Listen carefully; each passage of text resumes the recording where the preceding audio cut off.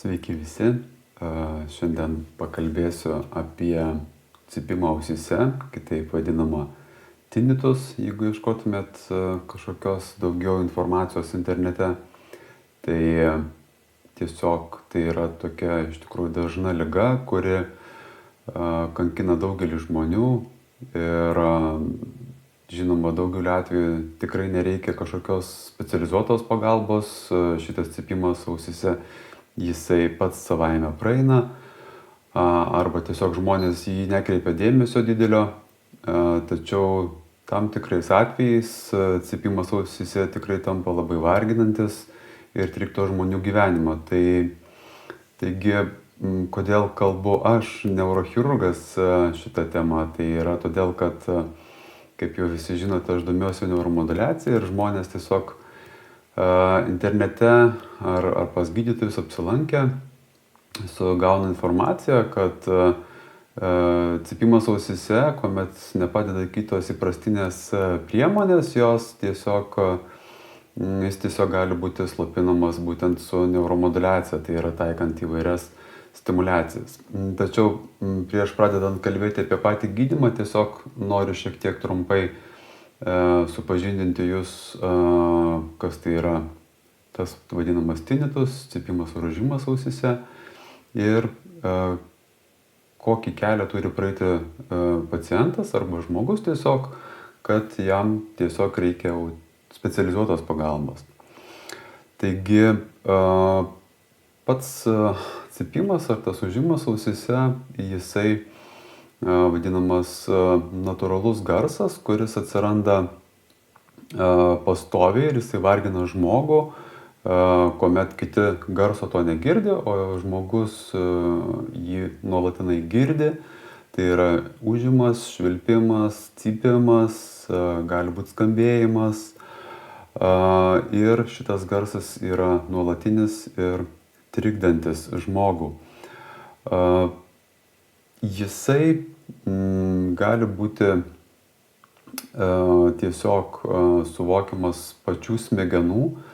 Tai yra, kad pats garsas jisai atsiranda vidinėje ausyje ir paskui, tarkim, smegenys jį interpretuoja kaip aukšto dažnio kažkokį tai nuolatinį triukšmą, kuris toliau interpretuojamas smegenyse ir tampa labai, kaip ir minėjau, varginantis. Jisai gali būti pirminis ir antrinis. Tai pirminis tai yra, kuomet priežastis nėra aiški, ji nėra randama, arba tiesiog atsiradus dėl tiesiog pirminio klausos praradimo viena ar kita ausimi ir dėl to atsiranda tie pašaliniai nuolatiniai garsai. Antrinės priežastys, tai yra, kuomet jau yra aiški priežastis šitam papildomam garsui atsirasti, tai gali būti tiesiog ausies landos susikišimas, siera, gali būti ausies infekcija, Menjero liga, nuolatinis didelis triukšmas, žmonės dirba nuolatinėje triukšmingoje aplinkoje, dėl to jiems atsiranda ir netgi ir nustojus tam garsui atsiranda būtent nuolatinis cypimas. Vaistai kai kurie, tarkim, kilpiniai diuretikai, gentamicinas, chemoterapiniai vaistai, klausos nervo neurinomos, išsėtinė sklerozė, galvos trauma ar depresija. Tai yra pagrindinės ir dažniausios antrinės tinnitus priežastys. Taip pat irgi gali būti taip vadinamos sisteminės ligos, tokia kaip anemija, diabetas, hipo arba hipertiroidizmas, hiperlipidemija, tai reiškia, kai yra pas žmogų per didelis cholesterolio kiekis. Objektyvios tinnitus priežastys, kuomet atsiranda vidinis žmoguje esantis garsas, tai jis gali būti dėl vidinės miego arterijos stenozės, tai yra susiaurėjimo, kuomet susiaurėjusi kraujagyslė pro ją tekėdamas kraujas sukelia tokį švilpimo pobūdį. Tai toks pat kraujagyslių susiaurėjimas gali būti ir dėl aortos stenozės, taip pat arterioveninės malformacijos, kuomet yra kraujagysliniai dariniai galvoje. Taip pat eustachijaus vamzdžio disfunkcija, tuomet jaučiamas toks spragsėjimo garsas.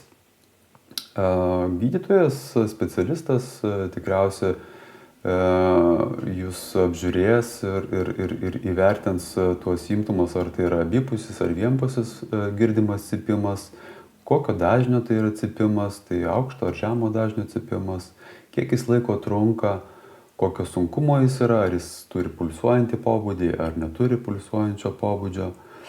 Taip pat irgi labai svarbu susirinkti ir anamnezę, kokioje aplinkoje žmogus dirba.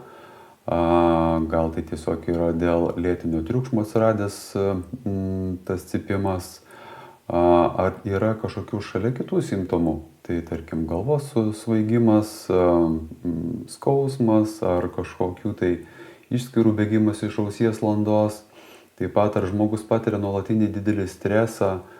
Taip pat irgi reikėtų apžiūrėti pačią ausies landą dėl sieros kamščių ir nustatyti, tarkim, Weberio arba Irne testais dėl neurosensorinės pažaidos. Iš laboratorinių tyrimų turbūt visų pirma, aišku, kaip ir daugelį ligų atveju, reikėtų žiūrėti dėl bendrą kraujo tyrimą, ieškant anemijos, žiūrimas cukraus kiekis kraujyje dėl diabeto, taip pat stebimas skydliaukės veikla, tyriant TSH hormoną, taip pat žiūrimi lipidai kraujyje dėl cholesterolemijos. Kaip ir minėjau, gali būti atliekama audiometrija arba galvos tyrimai, galvos smegenų tyrimai, tarkim, atliekant galvos kompiuterinę tomografiją arba magnetinį rezonansą tyrant dėl kažkokių struktūrinių pažeidimų. Tai labai svarbu žinoti tuos, taip kaip vadiname, raudonuosius ženklus, tai kaip mes vadinam angliškai red flag požymiai, kuomet jau tikrai reikia kreiptis kuo skubiau pas specialistą. Jeigu yra vienpusis klausos pažeidimas arba yra pulsuojantis kažkoks pobūdis, taip pat skausmingas jautrumas, tai reiškia, kad bet koks garsinis dirgiklis yra labai skausmingas.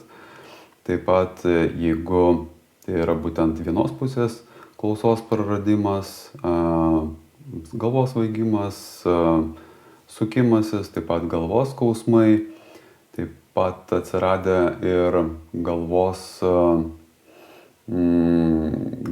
labai stiprus tokie pulsuojantys skausmai, taip pat regos sutrikimas arba neurologiniai simptomai tokie kaip veidinio nervo paralyžius. Tai tie rodo, kad tai yra iš tikrųjų rimta liga ir reikia papildomai imtis priemonių ir gan skubiau.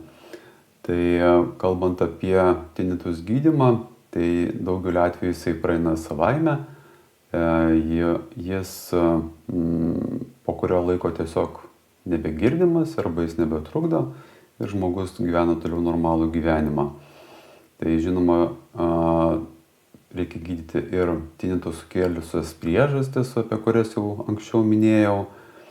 Ir dažniausiai tai užtenka, tarkim, jeigu yra susilpnėjusi klausa, užtenka tiesiog tos klausos pagerinimo, tai naudojant klausos aparatą, tarkim, naudojant garso terapiją arba kognityvinę terapiją.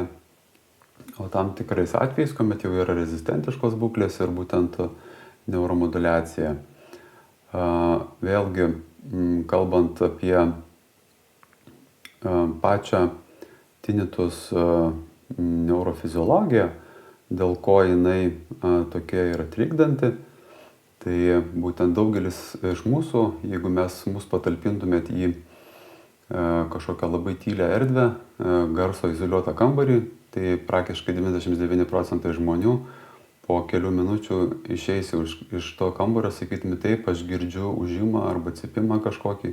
Tai bet tačiau būtent mūsų smegenys yra taip sukurtos, kad jos slopina šitos garsus ir jie mums nėra įkyrus. Tačiau atsiradus tam tikriems sutrikimams, tie žemo, vidutinio arba aukšto dažnio garsai, kurie būtent mūsų galvos smegenų klausos žievę pasiekia per ausį, jie yra papildomai slopinami, užtušuojami ir todėl normalus žmogus, nesergantis žmogus šito garso negirdi ir jisai jam nemaišo. Tačiau atsiradus tam tikriems sutrikimams, kurių vėlgi, kaip ir minėjau, priežasčių gali būti įvairių, atsiranda papildomas neuronų hiperaktyvumas, papildomų jungčių susidarimas ir dėl tų papildomų jungčių atsiranda tų neuronų desinchronizacija ir užsifiksavimas ties tam tikru dažniu. Ir tas dažnis jisai yra nuolatinai girdimas, o kadangi būtent, kaip ir minėjau, dingsta tas galvos smegenų gebėjimas slopinti šituos garsus, tai po kurio laiko smegenys pradeda tikrai stipriai sirgti, jeigu taip galim pavadinti, net ir funkciniam magnetiniam rezonanse mes matome pokyčius didelėje smegenų žievės dalyje, kuomet yra pakitimai.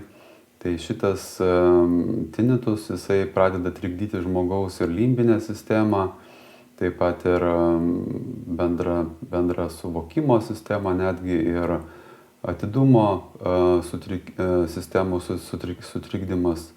Tai reiškia, kad mes pasirinkdami gydymą su neuromoduliacija būtent ir moduliuojame šitas rytis. Tai reiškia, kad mes moduliuodami kaktinės skiltis su tiesioginės srovės stimuliacija arba su TMS terapija mes galime sugrąžinti žmogui tą normalų smegenų veiklos dažnį, kuomet smegenys pačios sugeba slopinti tą garsą, arba, tarkim, iš klinikinių studijų pastebima, nors ir nesumažėja tas būtent tinnitus dažnis arba garsumas, tačiau jis nebėra trikdantis. Tai reiškia, kad žmogus, nors ir yra išlieka tas tinnitus, jisai jo nebevargina. Tai pirminis praktiškai tų rezistentiškų tinnitus būklių yra būtent ir gydymas, kad žmogui atgrąžinti tą gyvenimo kokybę. Tai reiškia, kad nors ir išlieka tas